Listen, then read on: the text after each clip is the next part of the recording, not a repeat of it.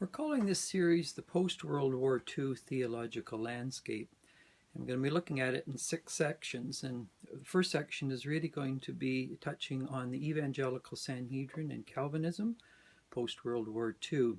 I use the term Sanhedrin for the simple reason that in the New Testament it tends to have a bad rap, and most people see it in a negative way, and it was the Sanhedrin that led to the crucifixion of Christ.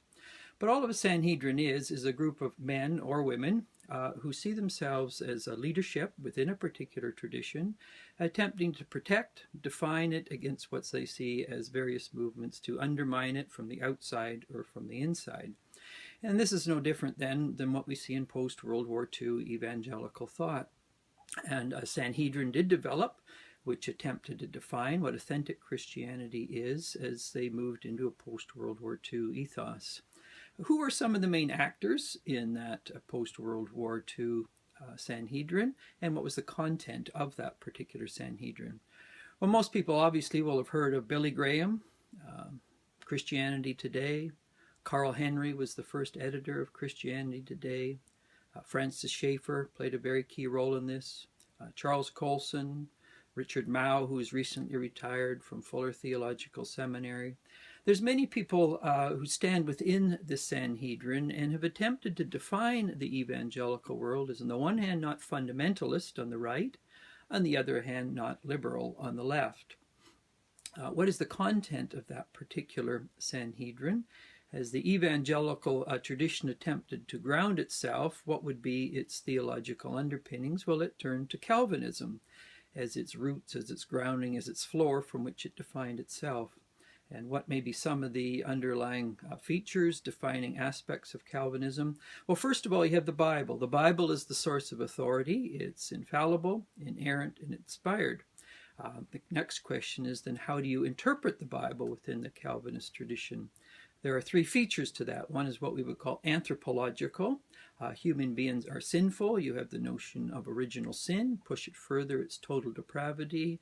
So human beings cannot be trusted. Not only are they finite and fallible, but they're corrupt, they're fallen, and in most cases within the Calvinist tradition, either natural law or in terms of natural human capacities of thought, of will, are themselves prone to error. And so the next step, so that's the anthropological understanding, original sin, total depravity. The second is the theological. You have a holy, a just, a righteous God who cannot bear to look at sinful humanity. It incites anger in God, and so you have God the Father is angry with fallen humanity, which is fallen, which is distorted, which ceases to bear the image and likeness of God anymore in the way they're meant to be. So what is the bridge then between the angry, just, righteous God who cannot bear to look at sinful humanity? Well, this is the soteriological issue.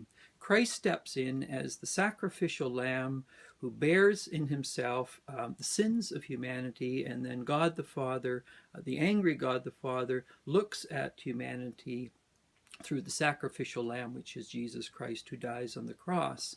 And so these 3 points, theological, anthropological, soteriological, come to define the Calvinist tradition, which has shaped large elements of evangelical thought since World War II.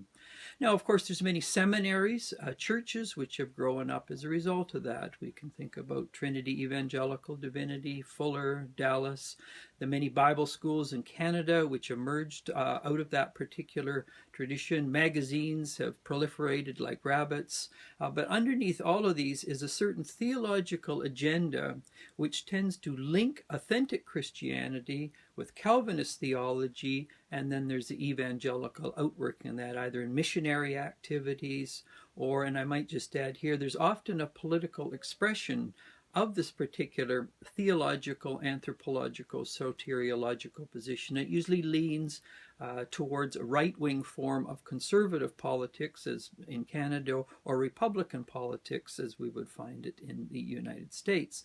So many of these Calvinists, which are linked very, very much with a certain form and understanding of the evangelical world, are Republican politically, so when it comes to free enterprise, a very strong emphasis on that, usually a view of a lighter state, usually pro-American, and these variations are outworkings. When it comes to justice, it's usually to retributive justice.